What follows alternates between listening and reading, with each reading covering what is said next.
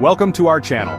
Today we're diving into the bizarre, the baffling, and the downright bonkers world of European taxes. Because while Europe may be known for its charming villages, stunning architecture, and questionable Eurovision entries, it also boasts a rich tapestry of taxes that'll make you wonder if their finance ministers have a direct line to Monty Python. We're talking about the kind of taxes that make you scratch your head and say, wait, they tax what? Taxes so ridiculous, so nonsensical that you'd swear they were dreamt up by a room full of bureaucrats playing a drunken game of Mad Libs. So buckle up, because we're about to embark on a wild ride through the history books, uncovering the weirdest, most unbelievable taxes Europe has ever seen. Get ready to be amazed, amused, and maybe even slightly outraged. Let's kick things off in 18th and 19th century Britain, where apparently enjoying natural light in your own home was considered a luxury worthy of taxation. That's right, folks, the window tax. The more windows you had in your house, the more you had to fork over to the government. Imagine being a homeowner at the time, weighing the pros and cons of installing another window. Sure, you'd get some lovely sunshine streaming into your parlor, but at what cost? Would the joy of not tripping over your furniture in the semi-darkness be worth the extra shillings you'd owe the taxman? It was a real Sophie's Choice of home improvement. And here's the kicker. People actually bricked up their windows to avoid paying the tax. Can you imagine choosing darkness over daylight just to save a few quid? It's enough to make you want to pull the curtains and crawl back into bed. Next we're hopping over to Denmark, where they've implemented a tax that's sure to clear a room faster than a particularly potent cheese plate, the cow flatulence tax. Yes, you heard me correctly. Denmark taxes the methane emissions produced by its bovine population.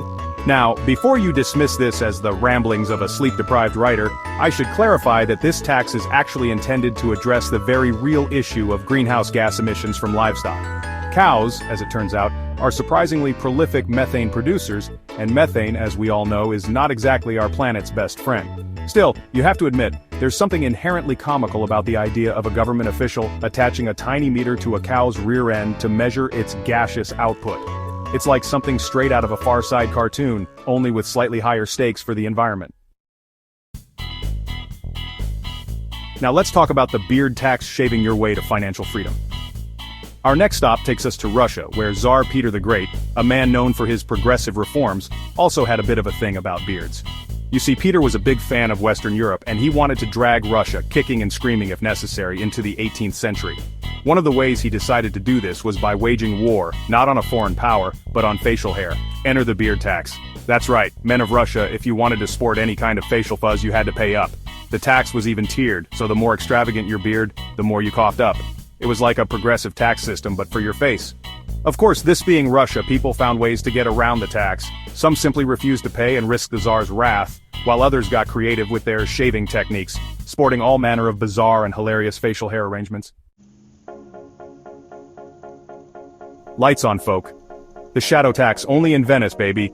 From Russia, we're off to sunny Italy, where we find ourselves in the picturesque canals of Venice. Now, Venice is known for many things. Its gondolas, its bridges, its tendency to flood, and, apparently, its shadow tax. That's right, in Venice, businesses with awnings that cast a shadow on public property have to pay a tax. Because, you know, sunlight is a precious commodity, especially in a city built on water. It's like the city is saying, look, we get it, you want to provide your patrons with some shade. But that shade comes at a price, amico. You can just imagine the Venetian tax collectors, armed with protractors and measuring tapes, meticulously calculating the square footage of shade cast by each awning. It's enough to make you want to reach for your sunglasses and demand a refund. Brace yourself to avoid the cowardice tax, paying the price for your lack of bravery, allegedly. Our final stop on this whirlwind tour of Europe's strangest taxes takes us back to medieval England, where we encounter the aptly named cowardice tax, also known as scutage. Now, this tax wasn't exactly a tax on being a coward per se, it was more like a tax on opting out of military service. You see, back in medieval times, if you were a knight, you were obligated to provide military service to the king. But let's say, you weren't particularly keen on the idea of getting skewered on the battlefield. Well, you could always pay the scutage and stay home with a nice cup of mead.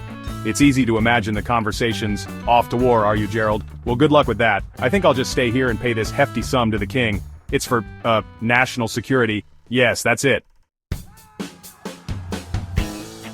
And that's a wrap. Try not to pay taxes on your way out. So there you have it.